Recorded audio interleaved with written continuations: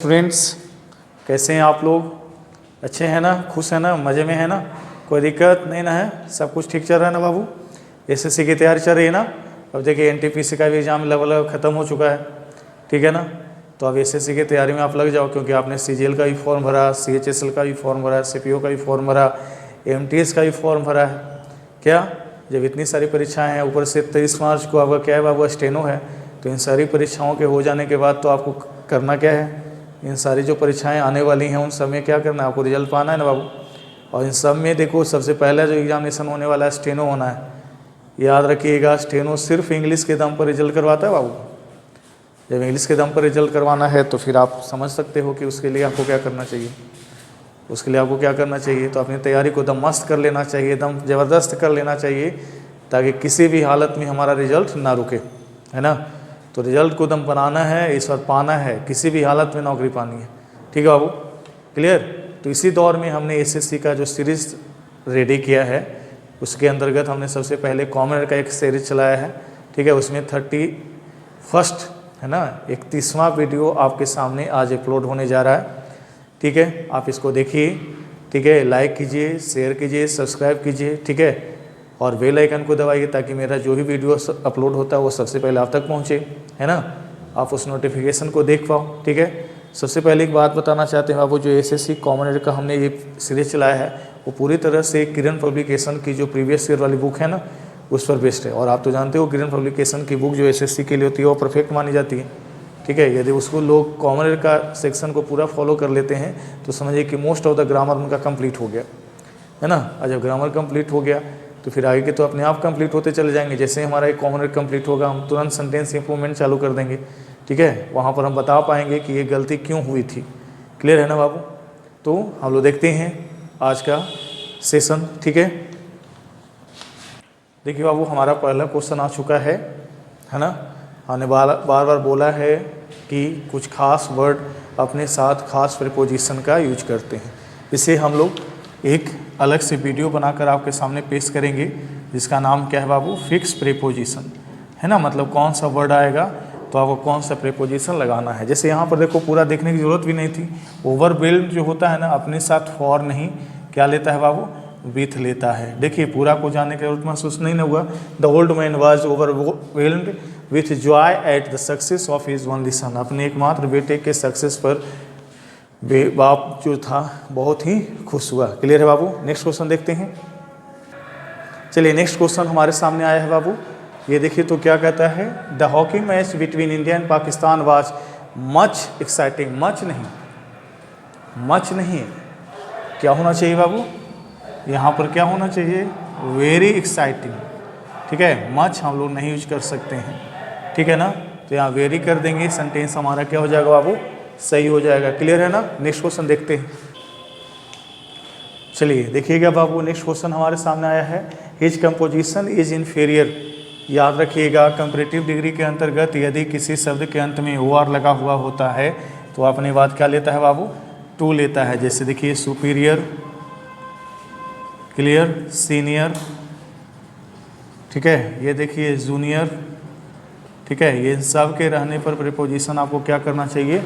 To का use करना चाहिए। क्लियर है बाबू? तो यहाँ पर हमको टू यूज करना चाहिए था, दिया हुआ था देन, इसलिए गलती हो गई। नेक्स्ट क्वेश्चन जो हमारे सामने आया है बाबू, वो डिग्री ऑफ कंपैरिजन को शो करता है। क्या करता है बाबू? डिग्री ऑफ कंपैरिजन को शो करता है। यहाँ पर देखिए लिखा हुआ है, mango the most unique fruit is available in India in plenty, ठीक है बाबू। ये देखिए कहता है द मोस्ट यूनिक लिखा हुआ है। यूनिक जो होता है ना बाबू, है वो पहले से ही सुपरलेटिव कैरेक्टर है। क्या बाबू? पहले से ही सुपरलेटिव है। तो इसके आगे मोस्ट लगाना अपने आप में सुपरफ्लस हो जाएगा। क्या हो जाएगा बाबू? सुपरफ्लस हो जाएगा, यानी बेकार हो जाएगा। सिर्फ इसके आगे द रहने दीजिए, सेंटेंस आपका सही हो जाएगा। यानी इस पोर्शन में गलत था, इसको आप सिर्फ किससे रिप्लेस कर दो? द यूनिक से। क्लियर? चलिए नेक्स्ट देखें। देखिए, नेक्स्ट क्वेश्चन हमारे सामने आया है बाबू। वो क्या है? The our geography teacher told to study the map of India for a test. एक बात याद रखना, टोल्ड और सेड एक टर्म होता है, ठीक है ना। टोल्ड हम तब यूज करते हैं ना जब हम वहाँ पर कोई ऑब्जेक्ट रखते हैं, ठीक है। नहीं तो हमको उसकी जगह पर क्या यूज करना पड़ता है बाबू, सेड। क्लियर, सेड भी अपने साथ क्या लेता है, हम लोग इनडायरेक्ट स्पीच में करते थे तो क्या करते थे बाबू, डैट।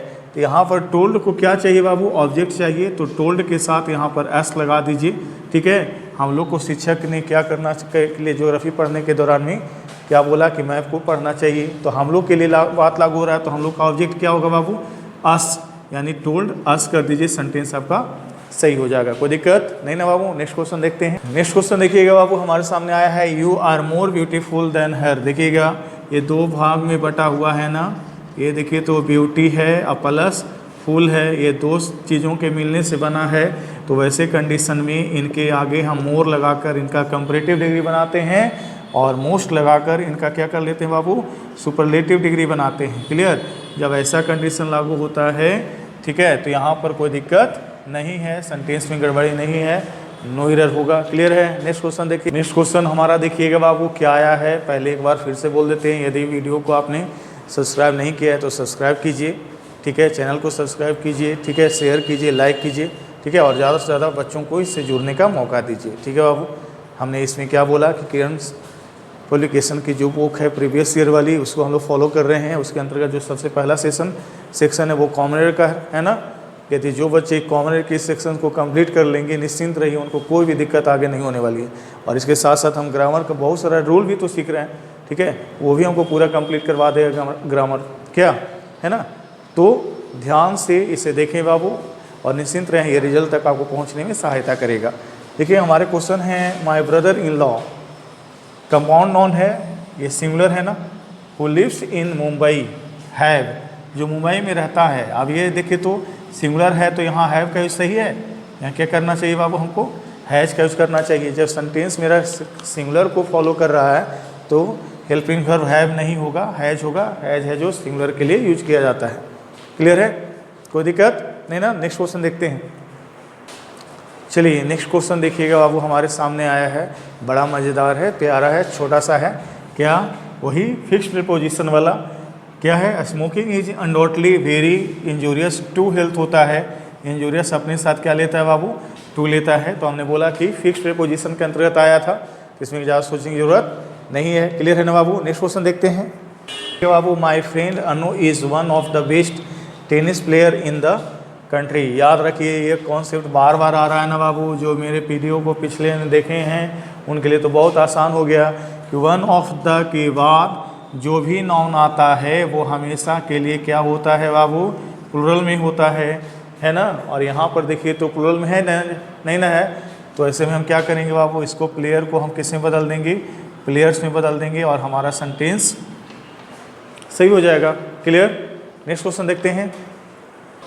चलिए नेक्स्ट क्वेश्चन आ गया है, the cattles are grazing in the field. The cattles are grazing in the field, ठीक है। आप बताओ बाबू, जब पहले से ही कैटल जो है प्लूरल है तो एस या येस लगाने की कोई ज़रूरत है क्या। आप इसमें से एस हटा दीजिए, सेंटेंस आपका क्या हो जाएगा, सही हो जाएगा। क्या ये कलेक्टिव नाउन है ना जी, ये प्लूरल पहले से ही होता है तो उसमें एस या येस लगाने की जरूरत क्या है, नहीं ना। नेक्स्ट क्वेश्चन देखें। देखिएगा बाबू, यहाँ पर जो क्वेश्चन है ना वो दो कॉन्सेप्ट लेके बैठे हैं। दो कॉन्सेप्ट क्या है बाबू, यहाँ पर लिखा हुआ था when I was passing through. यहाँ पर देखिएगा थ्रू मतलब गुजरने के सेंस में होता है। किस सेंस में होता है बाबू, गुजरने के सेंस में। इसके लिए देखिए ना बहुत सारे हमारे पास प्रीपोजिशन है। जैसे देखिएगा थ्रू है, अक्रॉस है, ओवर है, पास्ट है, अलॉन्ग है, ठीक है। क्लियर। ये देखिएगा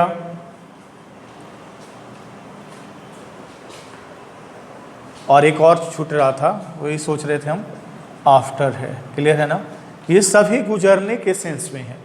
ये कहता है थ्रू, आपका गुजरना किसी माध्यम से ऐसा हो कि आप अंदर ही अंदर गुजर जाएं, बाहर वाला आपको ना देख सके, तो क्या लगाते हैं बाबू, थ्रू, ठीक है। अक्रॉस कहता है कि आपका गुजरना ऐसा हो कि जिस मीडियम से आप गुजरें उसे दो भागों में बांट दें। तो देखिए नदी के इस साइड होते हैं, नदी के उस साइड चले जाते हैं तो गुजरना होता है, तो एक लेफ्ट हो जाता है एक राइट हो जाता है बाबू, तो क्रॉस द रिवर हो जाता है।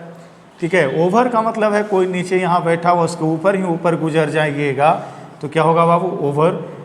अगला है पास्ट, जब कोई यहाँ पर खड़ा है उसके सामने से आप गुजरेंगे तो क्या होगा बाबू, पास्ट। अलोंग कहता है किसी के साथ साथ, मतलब ये सड़क जा रही है और इसी के साथ साथ आपको आगे बढ़ना है तो क्या यूज करेंगे बाबू, अलोंग। और आफ्टर तो आप जानते हैं कि कोई आगे भाग रहा है और उसका आप पीछे कर रहे हैं तो क्या होता है बाबू, आफ्टर होता है। तो देखिए यहाँ पर घने जंगल से आप गुजर रहे थे, क्लियर है ना। जब घने जंगल से आप गुजर रहे थे तो घने जंगल में बाहर से आपको देख नहीं ना पाएगा कोई व्यक्ति, जी नहीं देख पाएगा, तो यहाँ पर थ्रो का यूज सही है कि नहीं है ना बाबू। अभी तो हमने आपको उसका कॉन्सेप्ट दे ही दिया है। ठीक है, अब देखिएगा यहाँ पर दूसरी बात हुई थी कि ए नंबर ऑफ, क्लियर, याद रखना आप, a number of, a large number of, ठीक है, ए गुड नंबर ऑफ, ये देख लो आप, आ ग्रेट नंबर ऑफ। इन सब के बाद, ठीक है, जो भी नॉन आता है वो पहला तो क्या होना चाहिए, काउंटेबल होना चाहिए, और हमेशा के लिए क्या होना चाहिए बाबू, प्लूरल होना चाहिए, क्लियर है ना। तो यहाँ देखिए, तो ये नंबर ऑफ के बाद यहाँ क्या आया है, डियर्स। तो दिख तो रहा है कि एकदम सही है ना, लेकिन याद रखने वाली चीज़ ये है बाबू कि डियर एक ऐसा टर्म है जिसका सिंगुलर और प्लूरल दोनों डियर ही होता है, डियर्स नहीं होता है, क्लियर है ना। तो यहाँ पर डियर्स को काटिए और क्या लगा दीजिए बाबू, डियर लगाइए, सेंटेंस आपका सही हो जाएगा, क्लियर है ना। नेक्स्ट क्वेश्चन देखें, चलिए बाबू, नेक्स्ट क्वेश्चन है, you can open the box by a screw driver. Screw driver का मतलब क्या होता है बाबू, जिसको हम लोग हिंदी में क्या बोल देते हैं बाबू, पेचकस, या बोलते हैं ना पेचकस। पहले यहाँ पर भी एक कॉन्सेप्ट है, वो कॉन्सेप्ट है क्या बाबू, बाई और विथ, ये दो प्रीपोजिशन है, ठीक है ना। बाई कहता है जब कोई काम पूरा सजीव का जो पूरा बॉडी है ना, पूरा बॉडी है, उन सब को आपस में मिलाने के द्वारा हो। जैसे पूरा मेरा शरीर यहाँ काम कर रहा है ना, ठीक है ना, तो पूरा शरीर आपस में मिलकर जब एक बन जाए तब वो काम, जब कोई काम उस बॉडी के द्वारा किया जाएगा तब हम क्या यूज करेंगे बाबू, बाई। जैसे मेरा पूरा द्वारा क्या हो गया काम तो हम बाई मी लिखेंगे। जैसे यू आर टॉट बाई मी, देखो आप, यू आर टॉट, ठीक है, बाई मी, क्योंकि यहाँ पर हम शरीर पूरा पढ़ा रहे हैं आपको, ठीक है। विथ कहता है कि जब आप किसी चीज़ की सहायता लेते हैं, ठीक है ना, और तब कोई काम होता है और वो आपके टचमेंट में होता है तो हम लोग क्या यूज करते हैं बाबू, विथ, क्लियर। तो यहाँ पर स्क्रू ड्राइवर हमारे हाथ में होगा ना, जैसे पेन मेरे हाथ में है, तो यहाँ क्या यूज होना चाहिए बाबू, विथ का यूज होना चाहिए। लेकिन याद रखिएगा, विथ कहता है कि शरीर नहीं, शरीर का एक अंग दिखाना हो तो वैसे कंडीशन में भी हम लोग विथ प्लस ऑर्गन करते हैं। जैसे हियर, ठीक है, बाई ईयर आप नहीं लिख सकते हैं, हियर विथ ईयर लिखना होगा। क्या लिखना होगा बाबू, हियर विथ ईयर, क्लियर है ना। नेक्स्ट क्वेश्चन देखें बाबू, नेक्स्ट क्वेश्चन हमारे सामने आया है, there is no agreement between you and I. देखिए, तो कॉन्सेप्ट ऑफ ऑब्जेक्ट पहले समझिए आप, कॉन्सेप्ट ऑफ ऑब्जेक्ट, क्लियर। जैसे देखिएगा, पर्सन के हिसाब से बात करते हैं तो फर्स्ट पर्सन के अंतर्गत आई आता है, फिर वी आता है, सेकंड पर्सन के अंतर्गत यू आता है, थर्ड पर्सन के अंतर्गत ही, सी, इट, नेम, है ना, या फिर क्या होता है बाबू, दे आता है, क्लियर है। इधर कर लेते हैं। तो आई का ऑब्जेक्ट क्या होता है बाबू, मी, वी का अस, यू का यू ही रहता है, ही का हिम, सी का हर, इट का इट, नेम का लड़का लड़के के हिसाब से हो जाता है, हिम और हर, क्लियर। और दे का क्या होता है बाबू, देम, क्लियर है ना। अब दूसरा कॉन्सेप्ट, ये तो आप समझ गए कि इन सभी का ऑब्जेक्ट ये होता है। दूसरा कॉन्सेप्ट क्या कहता है कि जब कोई प्रीपोजिशन मिले, क्लियर है ना, तो उसके बाद जनरली हम लोग को ऑब्जेक्ट का यूज करना चाहिए। याद करो आप, जैसे बाई एक प्रेपोजिशन है तो बाई मी लिखते हैं कि बाई आई लिखते हैं, मी लिखते हैं ना बाबू। तो वही चीज़ है बिटवीन यू, तो ये देखिए यू, अब यू से समझ में नहीं आ रहा है कि सब्जेक्ट है कि ऑब्जेक्ट है, लेकिन प्रेपोजिशन है तो ये ऑब्जेक्ट ही होगा। और जब ये ऑब्जेक्ट है तो यहाँ पर एंड है तो ये भी ऑब्जेक्ट होना चाहिए कि नहीं होना चाहिए, ऑब्जेक्ट होना चाहिए। क्लियर है ना बाबू।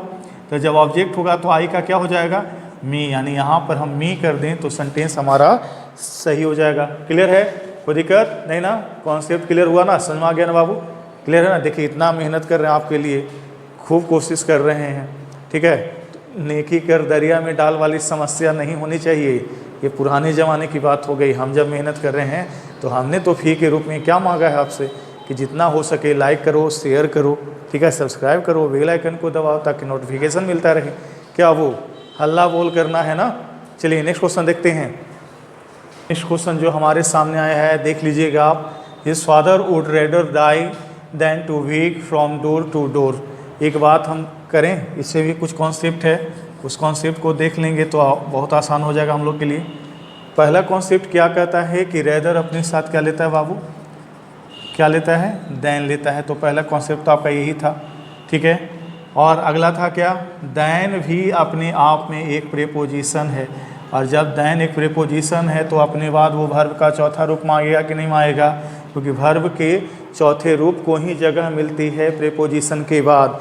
तो फिर टू बेग लिखने की क्या ज़रूरत थी, यहाँ पर आप बेगिंग कर देते, सही हो जाता। क्लियर है ना, तो बेगिंग कर दीजिए, सही हो जाएगा। दूसरा आगे का देखिए, डोर टू डोर, जब दो नॉन प्रेपोजिशन से जुड़े हों, क्लियर, तो दोनों नॉन को सिंगुलर होना होगा, ठीक है। तो ये देखिए डोर टू डोर दोनों सही है, यानी यहाँ पर सिर्फ हमको टू बेग को बेगिंग में बदलना था। क्लियर है।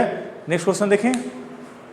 नेक्स्ट क्वेश्चन आ गया है हमारे सामने, he is guilty for killing. देखिए इधर, guilty for killing an innocent word. तो गिल्टी अपने साथ प्रेपोजिशन क्या लेता है बाबू, ऑफ लेता है, ठीक है ना। क्लियर है ना, यानी वह उस इनोसेंट वर्ड की हत्या का दोषी है। क्लियर है ना, का दोषी है। लेकिन एक याद रखिएगा, एक टर्म होता है गिल्ट फॉर, मतलब किसी चीज़ के लिए पश्चाताप होना। क्या होना बाबू, पश्चाताप होना। जैसे कोई कहता है कि मुझे बड़ा पश्चाताप, I have a guilt for killing that innocent bird, माने उस इनोसेंट बर्ड की हत्या का मुझे बहुत ही पश्चाताप है, हमको नहीं मारना चाहिए। तो वैसे कंडीशन में हम लोग फॉर लगा सकते हैं, ठीक है। लेकिन यहाँ पर क्या करना था, गिल्टी लिखा हुआ था तो वहाँ पर ऑफ से रिप्लेस कर देंगे फॉर को, सेंटेंस मेरा सही हो जाएगा। क्लियर है। नेक्स्ट क्वेश्चन देखते हैं। नेक्स्ट क्वेश्चन देखिएगा, I have just come to know that mister Roy one of my favourite teachers. ये सही है, वन ऑफ के बाद ये नॉन प्लूरल होता है, ये सही है। डाइड विथ कैंसर, याद रखो आप बाबू, डाई अपने साथ ऑफ लेता है जब आप किसी रोग से मरते हैं, ठीक है। जाए अपने साथ फ्रॉम लेता है जब किसी आपदा से मरते हैं। डाई अपने साथ इन लेता है जब किसी दुर्घटना में मरते हैं, ठीक है। डाई अपने साथ आफ्टर लेता है, ठीक है, जब आप, ठीक है, किसी चीज़ के प्रति दीवानगी दिखाते हैं। डाई अपने साथ फॉर लेता है जब कोई उद्देश्य की पूर्ति के लिए आप मरते हैं। क्लियर। तो आप यहाँ पर देख लो कौन सा डाई यहाँ यूज होना चाहिए। रोग से मराना, कैंसर से मराना बाबू, तो क्या होना चाहिए, डाई ऑफ। क्या होना चाहिए बाबू, डाई ऑफ। क्लियर है ना। नेक्स्ट क्वेश्चन देखें। चलिए नेक्स्ट क्वेश्चन हमारा है, मेनी पर्सन्स, अरे भाई, persons must have read the Arabian Nights which is a very interesting, ठीक है। ये तो सही है, अभी हम लोग पिछला बार किए थे ना, वेरी इंटरेस्टिंग होता है।